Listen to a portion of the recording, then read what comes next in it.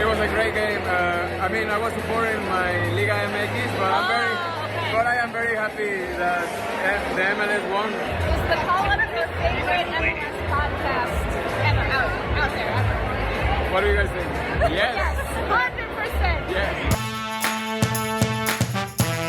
Oh my gosh, you know you're in LA when you are just rubbing elbows with everybody. Susanna Collins, welcome into our AT&T 5G virtual studios. This is The Call Up. I am Julian Sackers. That is my co-host, Susanna Collins. As you saw, we were in LA for the MLS All-Star festivities, but that has come and gone, and now we are back home. And today we have on Brian Dunseth, Real Salt Lake analyst, co-host of The Counterattack on Sirius XM FC, and former MLS defender, a.k.a. Dunny. We get some really incredible insight about the World Cup qualifiers from him, the next player to move on from Major League Soccer and why it's Ricardo Pepi. And Bruce Arena may or may not pop in. So stay tuned for that. We have quite the show. Never a dull moment with Dunny, you know? And I love it. Honestly, he is one of the smartest analysts in the game right now. And every time we ask him a question, he gives us such an insightful answer coming from a perspective of a former player, a guy who watches the game so closely, a guy who now calls the game. I loved this interview, and I'm so glad that we finally got a chance to get Dunny on. Hey. The Counterattack, if I've learned anything working for Sirius XM FC, the Counterattack is a difficult show because you've got to be up on not only, of course, MLS, you've got to be up on every league, every division in the world and what's going on. And that brings in some incredible insight with Brian Dunseth. 100%. Time now for our AT&T 5G call to the field, and we are so happy to bring in former MLS defender and U.S. men's national team captain, currently the voice of RSL, host on Sirius XM, analyst for ESPN, and most importantly, our very dear friend, Brian Dunseth. Brian, so good to see you, buddy. Yeah, it's so great to see you guys. I was happy to finally be able to see you guys in real life out in Bank of California Stadium during the All-Star game just a few days ago. Yeah. How have you recovered from all the All-Star festivities? Yeah, I have. It was actually the only real festivities I got into was I convinced the guys from SiriusXM to go to Runyon Canyon. And I know I talked to you guys about this, but I feel like any time that I can watch a helicopter rescue from the top of the mountain and Pete Corey, one of our big producers, ruin a pair of brand new sneakers, I feel like my duty is done. You're so Utah now. If that's like what you do when you're out in the wild after 2 years of being Runyon Canyon. On a hike. We're doing it. Just to be clear, my wife and I used to live down in LA, so we would actually do Runyon like every morning. So I was like, I haven't done this. Would you guys want to do this? Andrew Williams, our producer for Counterattack, was like, yes, I'm down. And it's like people watching Central. For anyone that's ever done Runyon, you're just like watching people because it's a spectacle as people are like working out in full makeup and dudes are running around with like no clothes on and you're like, do I look? Do I not look? It's like car crash. What's happening? So yeah, Runyon's a fun place. It's the ultimate Instagram location too, I feel like, in LA, you know, it's just, there's a lot of people being photographed for their IG, for the gram. There's people like this and people like this and trying to get like the smog and like the light. Yeah, it's a fun place to watch. Full disclosure, we said we were going to do it, and then we ended up at the pool with iced coffee and a couple bagels. So that's how that went. Dunny, let's talk about the World Cup qualifiers. They are on the horizon. U.S. has got matches against El Salvador, Canada, and Honduras coming up this week. How optimistic are you heading into these matches? What do you want to see? Who are you excited to watch? Yeah, I think like every U.S. soccer fan, there's a lot of hope and excitement, and at the same time, we kind of remember what happened in Trinidad and Tobago with like the 6 different scenarios that had to go wrong, and then everything had to be, lit on fire, and we had to start it all over. And I can remember having a conversation with Tony Meola at the time, and he had been coaching with Tab Ramos and Omid Namazi in the U.S. system. And he kept saying about this new generation of player, this next generation of player. And he kept talking about these 14, 15, 16-year-olds. And he's like, just wait. These guys are going to be really good. We can do whatever we need to do at U.S. Soccer, but this next generation of players is going to be really solid. And I think that's what we're seeing in real time. We're seeing so many young players getting their opportunity over in Europe and here in the United States. And a lot of these players are getting their chances in Major League Soccer development academies and either, getting that opportunity to go directly to Europe, or now as we're seeing more and more MLS becoming a selling league. So with all the pomp and the circumstance and the excitement surrounding Nations League and the Gold Cup, I think like everybody, I'm super, super excited. And, while it's going to be interesting to see how Greg Berhalter kind of navigates these 3 games in one international window when it used to be just 2 games, I thought, well, what's the roster depth going to look like? How many people is he going to call in, knowing he can only dress 23? But just also with COVID protocols, how is this going to look coming from a different country, going to a foreign country, back to the States, back to a foreign country, back to the States, and then everyone disperses, and how that could wreak havoc on the travel for U.S. soccer. But like everybody, I hope you get the full 9 points out of these first 3 matches, because ultimately that sets you up in a really good position, because ideally you don't want to be focusing on Mexico home and away. You want to already have all of your business done before you even think about that matchup. Oh man, I feel the anxiety just setting in, Right. having this conversation. I got this pit in my stomach. No, everything's fine. Everything's totally fine. Brian, you mentioned all the young players that we have seen being sold to Europe, having success over there. Who is the next guy? Who's going to be the next young player to get sold to Europe? And is it 100% Ricardo Pepi? Oh, it's got to be, right? I think everything that we've seen, and I don't know how much time you guys have been able to spend with Ricardo Pepi, but I finally got to sit down with him face to face down in LA, and it reminded me a lot about Tyler Adams, in that, I remember having a conversation with Tyler when he came off the field against Juve at the MLS All-Star game down in Atlanta a few years ago, and I was like, man, it's pretty cool. You're playing Juve. And he's like, yeah. And it wasn't like conceited cocky. It was like, these kids don't like look at the jersey and it's like, oh, that's Juve, or oh, that's Real Madrid, or oh, those are Liga MX players. They're just like, yeah, cool. It's another game. It's like club soccer for them. It's like, oh, who do we play this week? And he just exudes this like raw confidence. And I really, really enjoyed just the opportunity to spend 10, 15 minutes with him. Because at the time, it hadn't been announced what was happening between U.S. and Mexico and his decision. He hadn't gone into the skill challenge. He hadn't gone into the All-Star game. And we just see this kid continue to grow in real time. And I'll tell you what, if you said to me right now, Ricardo Pepi is starting at El Salvador as the number 9 for Greg Berhalter, I'm like, yeah, he's not overawed. This kid's going to go in. He's going to light it up. It doesn't matter. The whole, like, the ball doesn't know how old a player is. I think that absolutely is in the conversation for Ricardo Pepi, because look at what Gio Reyna's doing. Why can't Ricardo Pepi walk into and I know it's different. Everyone's going to say, hold on, it's Dortmund and it's Bundesliga. But right now, when you talk about confidence, Ricardo Pepi is absolutely flying. And that's the big question we've had, is who's going to be the number 9 for the U.S. men's national team. And we had him on the call up, Dunny, so I find it so funny that you say that. And Susanna and I happened to be together for the first time in a year or so, and we turned to each other after the recording and we said, he is not 18 years old. Right. He just doesn't present as 18 years old, and that's not to say, because he's hyper mature, but just the level he speaks to you as a soccer player. Like, to your point, you don't think you were talking to an 18-year-old, and I'm excited. And, I don't even know what that means, but he just doesn't present as one. So for anyone listening, check out that interview. It was a lot of fun. Dunny, you mentioned, Sirius XM, the counterattack. You cover every league in the world, every division. Who are top of mind 3 players that you think should come to MLS? Doesn't have to be the biggest name, but just 3 guys that you'd like to see here in MLS. It's odd, because the conversation used to be about, big name players. And, when I remember when LAFC was launching, I was like, Luka Modric, Cesc Fabregas, guys like that, Xavi at the end. Those are the guys that I always thought about. But I think everything's changed. I don't even know if I think like that anymore, to be quite honest with you. If you said to me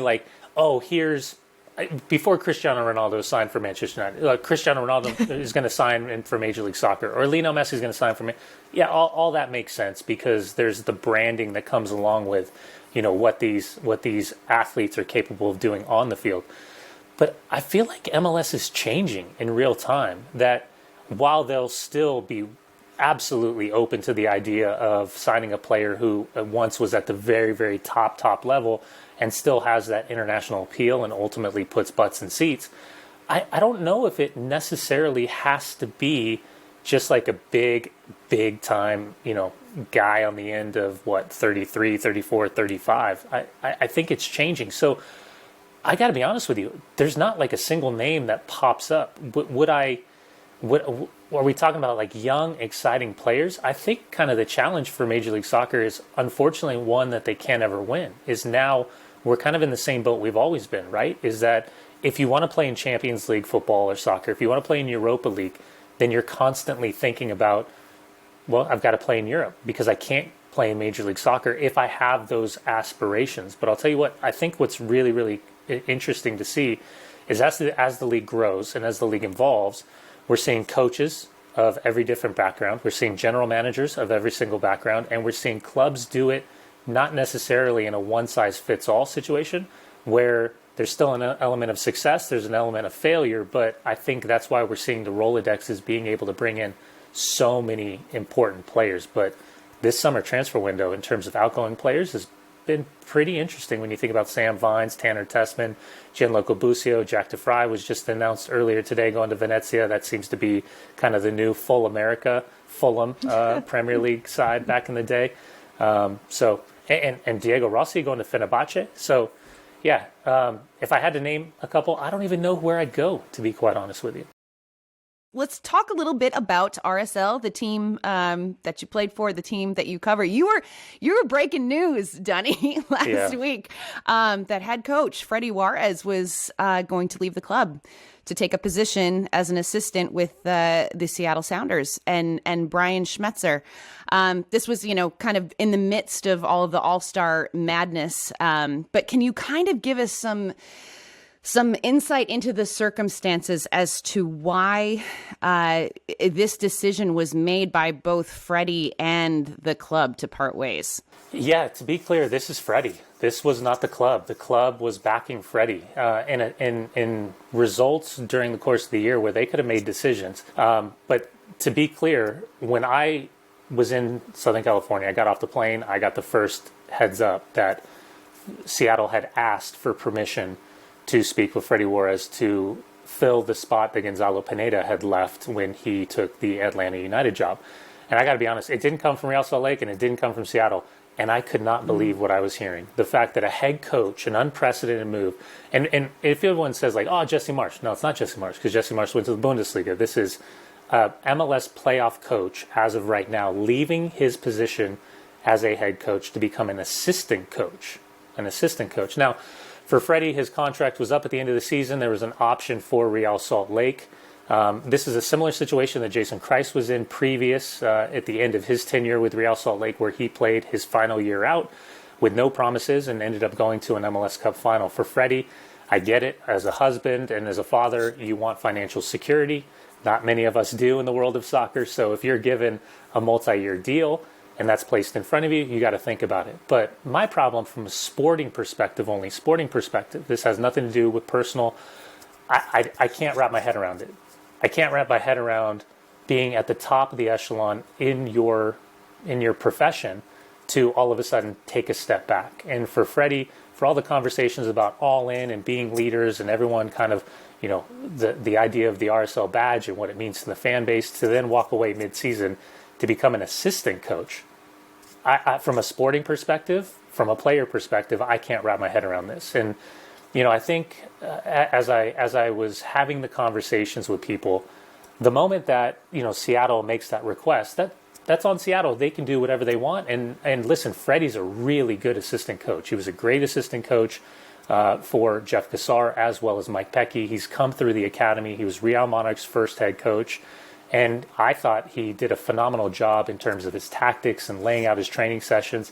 He's the perfect number two. Is he a number one? Obviously, he didn't feel as though he was a number one enough to earn a new contract. But for the club itself, listen, the moment that Freddie says, yes, I'm going to take that interview, for Real Salt Lake, that told them everything about Freddy Juarez as their head coach. So there has been significant interest in Real Salt Lake head coaching position. Right now, Pablo Mastroeni is the interim head coach. He came over in the offseason.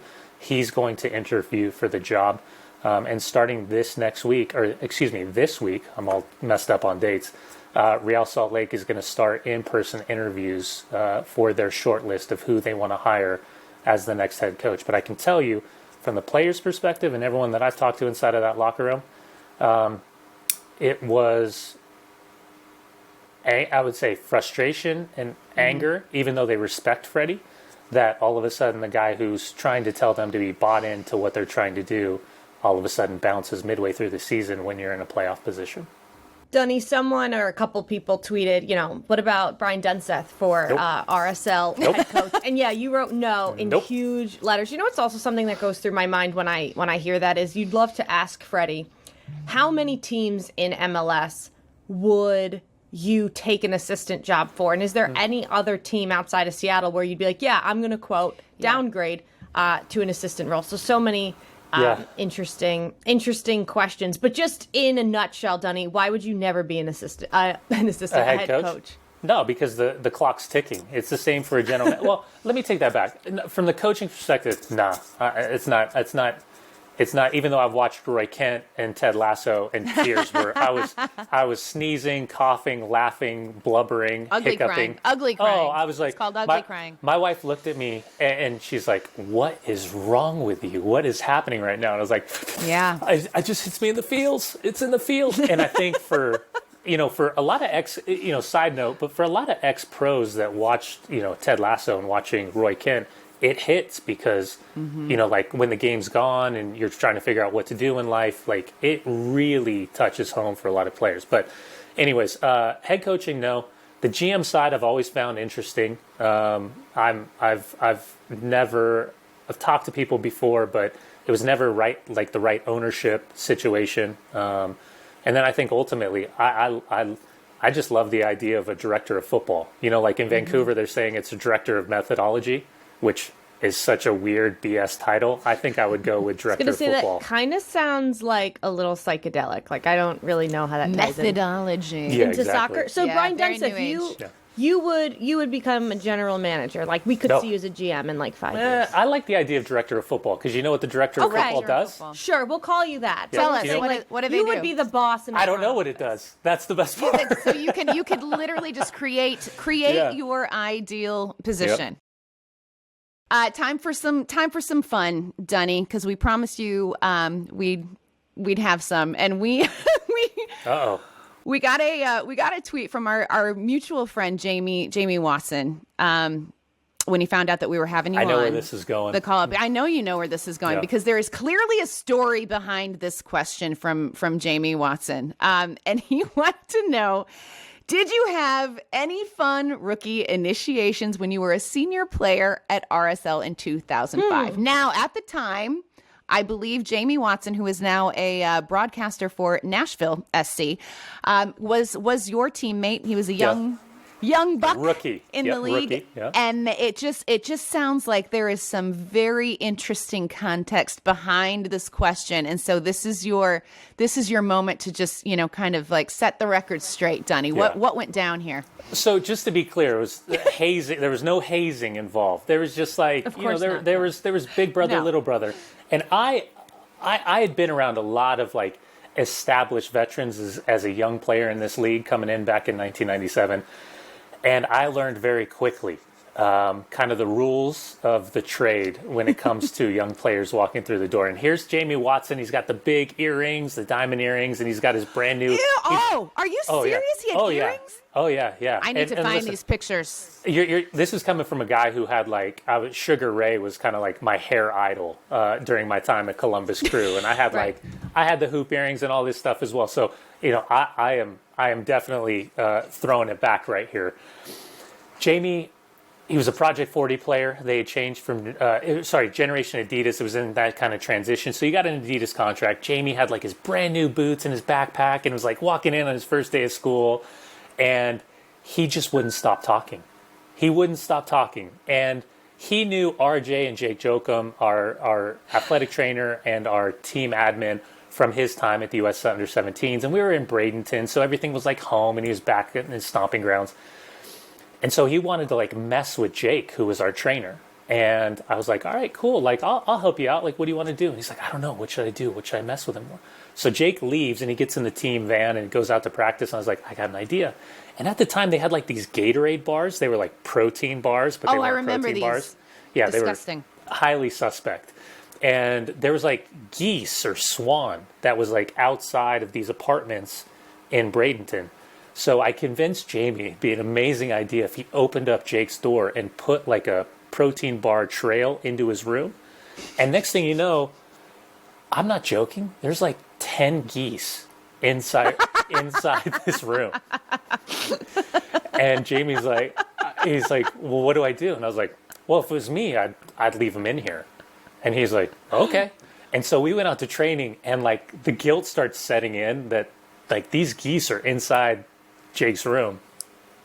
Anyways, by the end of training, Jamie's like sprinting back to the room to let the geese out. And when I say a mixture of geese inside of this room, and this is Jake's bedroom, by the way. It was like double, like get your ankles taped, do therapy, and it was his bed. When I try to paint the picture of these geese inside the room, along with these protein bars being consumed on the way, there was an explosion. There was an explosion that had transpired over the course of time. So when I finally got back to the room, the geese are back in the pond. Jamie's like scrubbing the floors and trying to get the goose poo off of everything. And when Jake walked in, he didn't know how to react. Wow. It wasn't even like Where's angry. Jake now is what I want to know. Because I feel so bad for him. Jake, we're sorry. We're here for you, Jake. Dunny. That's I disgusting. can't confirm nor deny. But there was also moments in time during his rookie year that his car would end up being parked in different parts of the University of Utah stadium. And Jamie deserved. There was some icy hot that was involved one time. This isn't hazing. This is just fun. And This is Eddie we're Pope hearing very similar stories between this and like the Daniel Shalhoub, Johnny Russell conversation we had. Okay. Like the icy hot involved, the moving of cars. Like I love that this is, there's a common thread here. There's a The tradition. geese There's and a the tradition. excrements, though, is like, and like where you sleep aggressive. and you eat is kind of scaring me. I don't blame you. I kind of blame Jamie. He should have known better. There was, to just listen to be to you. clear, Jake was allowed to move his room, and he did not have to sleep there. But yeah, Bless. Jamie Watson, I love you, but I'm Team Jake right now. Oh my God. Real quick before we let you go, rapid fire, just first thing that comes to mind. Okay. Best teammate. Ooh, best teammate I ever had. I would say Chad McCarty. He was teammates would be on the under-20s, under-23s. Played at Tampa Bay Mutiny. Was at Columbus Crew with me. I would say he was the most fun. But big name, I would say, Alexi Lalas, because 1997 Alexi Lalas with like the goatee and the long hair was like really fun to watch. But Eddie Pope, that's one underneath. Eddie Pope is one of the greatest people that you'll ever come across, and for me, with Robin Fraser, no disrespect to others, the two best center backs to ever play in Major League Soccer. Love that. Great answers. Okay, your best roommate and your worst roommate. Best roommate. I'll go back to Alexi, because those moments when like 1997 before the 98 World Cup, when like Alexi was like doing Adidas commercials or doing like the Powerade commercials or like the sunglass commercials, there's something super surreal when there's Alexi Lalas with his hair down playing the guitar in his bed and like his commercial comes on the TV. It's kind of like that, one of those like, you, me, you, me, you. What is happening right now? And I would say the worst, but again the best, was rooming with a guy named Ivan McKinley back in the day, who is for all the old school MLS heads, Ivan McKinley, fiery South African, incredible left foot. But you'd always find yourself in a bit of trouble when you're hanging out with Ivan McKinley. So that's why he would probably categorize him the worst, best and worst. Gotcha. Who was the one guy you hated to play against? The best player I ever played, and I hated playing against him, was Jaime Moreno, DC United. He, to this day, and Bruce Arena and I were just talking about him a couple weeks ago when I did the Columbus New England Revolution game. Jaime Moreno, even now, Jaime Moreno, back when, same age when he came to MLS, would light up the league. I just think he had everything. He had intelligence and power and pace and strength. The other guy was a guy named Stern John, who used to play for the Columbus Crew, because he had this thing called the Stern Turn, where he would wrap you and spin you if you got too close. So those are the two guys that I didn't like playing with. Yeah, Stern Turn. All the Columbus Crew fans know about it from back in the day.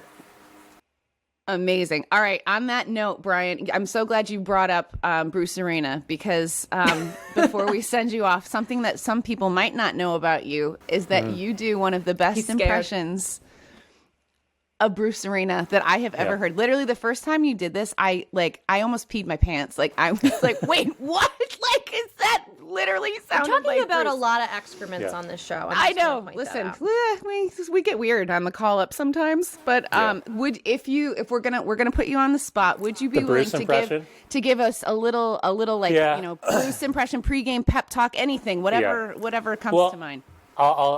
Everybody's got a Bruce, by the way. And Matt Turner gave me the old hand slap for Bruce Arena, which is very similar to a Sunil Gulati handshake from back in the day as well. What's that? So it's like a slap. It's like a dead fish hit you. It's like say hello. So the Bruce one, and I do this out of love. Just by the way, I do this out of love because everybody's got 100%. A Bruce. Harksey, Meola, Winalda, all the old guys that have been around him for days. So I asked Bruce, because Bruce loves talking about tactics, and it's a joke. He hates talking about tactics. And I asked him, I said, Bruce, how would you describe your formation? Like, for those out there, fans that want to talk, is it 4-2-3-1, 4-3-3? Like, and he's, you guys are such idiots. You guys sit there and you talk about tactics.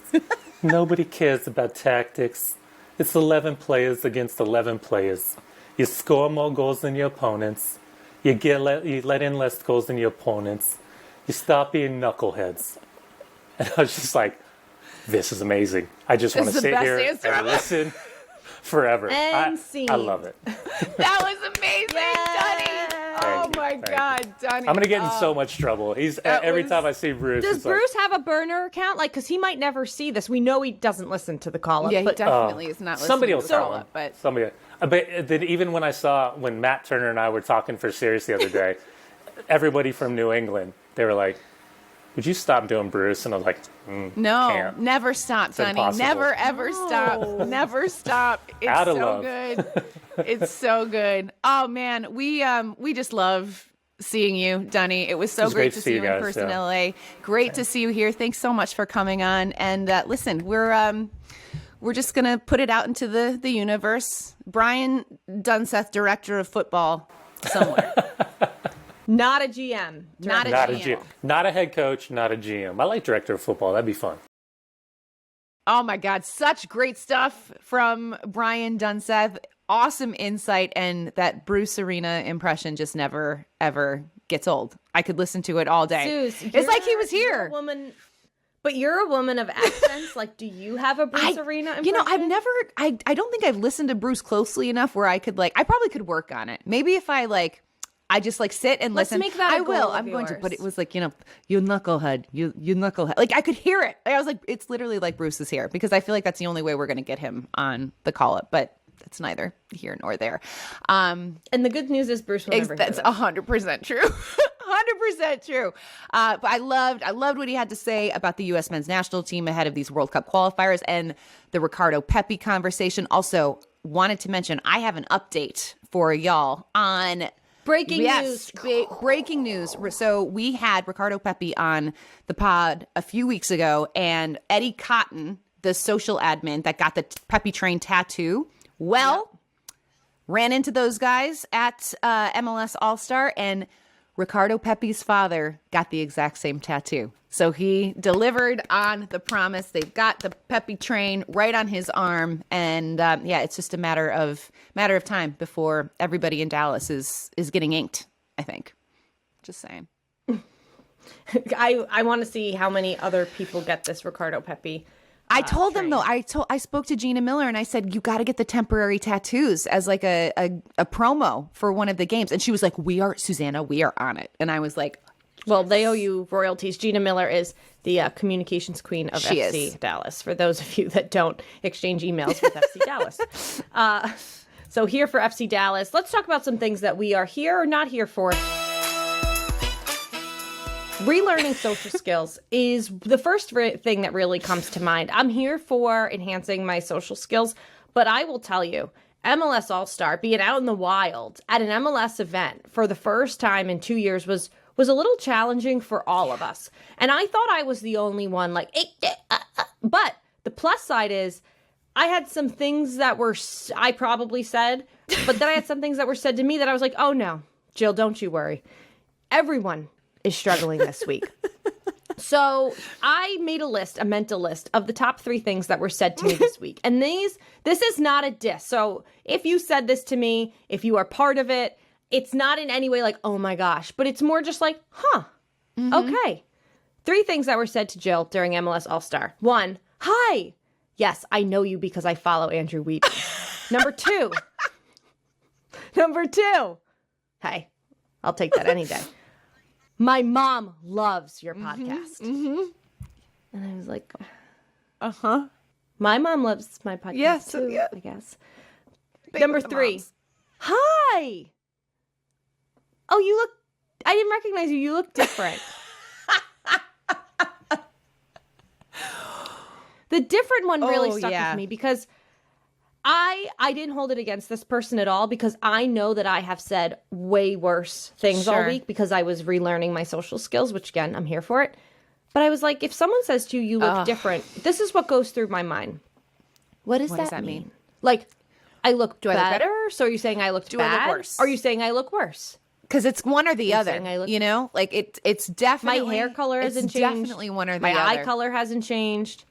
So you either looked like crap before or you look like crap now is essentially what that means. To me, Jill, you look beautiful all the time.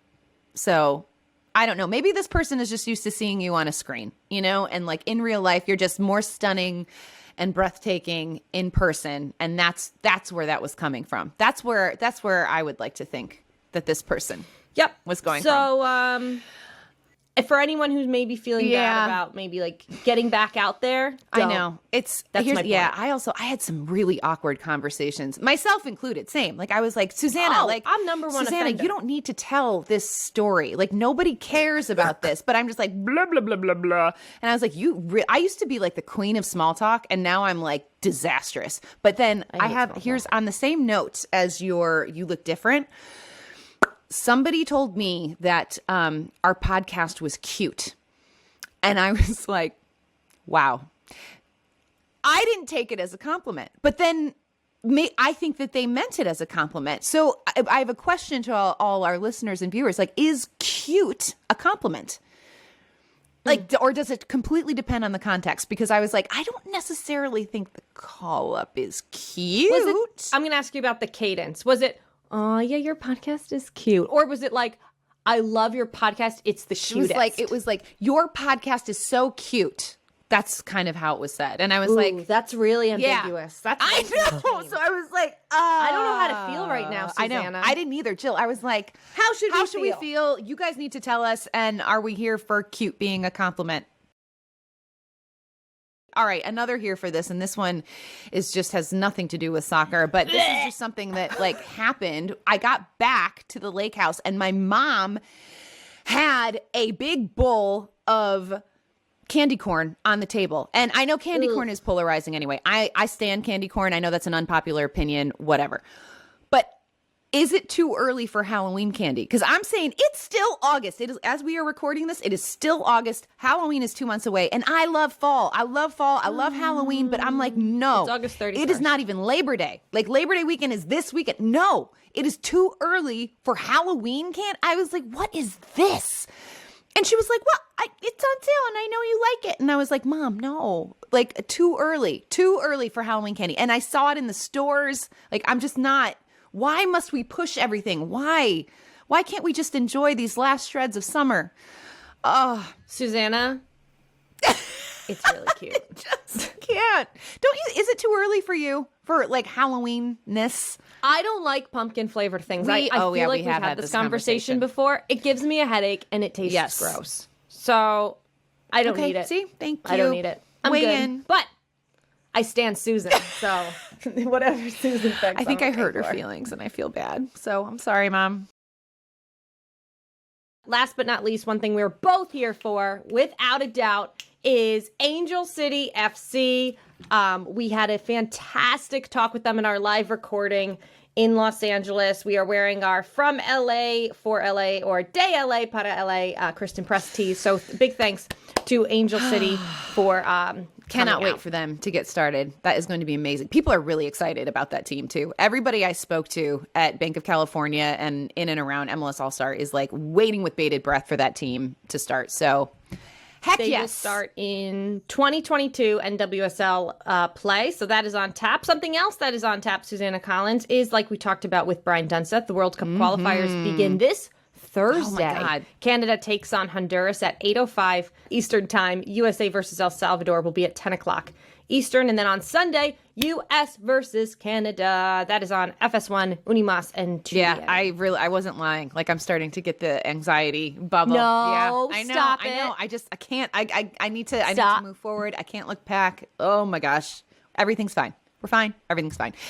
Go eat a candy Woo! corn. But on that note, guys, make sure you tune into Extra Time Club and Country driven by Continental Tire for all your U.S. and Canada World Cup qualifier coverage. The Extra Time crew is going to be on Twitter Spaces before every game. As soon as that lineup drops, they are on it. So they're going to give you extensive game previews. They'll break down the lineup, all of that. And then after every match, tune into the live post-game show, and that'll be across all MLS channels for highlights, reactions, analysis, and probably some brown liquor if I know those guys the way I think I do. Very confident in that. What's up, everybody? It is Susanna Collins and Jillian Sakovitz, co-hosts of The Call Up. And if you want more Call Up action, hit like and subscribe right here on YouTube, right there. And also make sure that you download every episode of The Call Up every single Tuesday at 5 o'clock Eastern Time or anywhere that you get your podcasts. And while you're here, why not check out some of these other videos as well?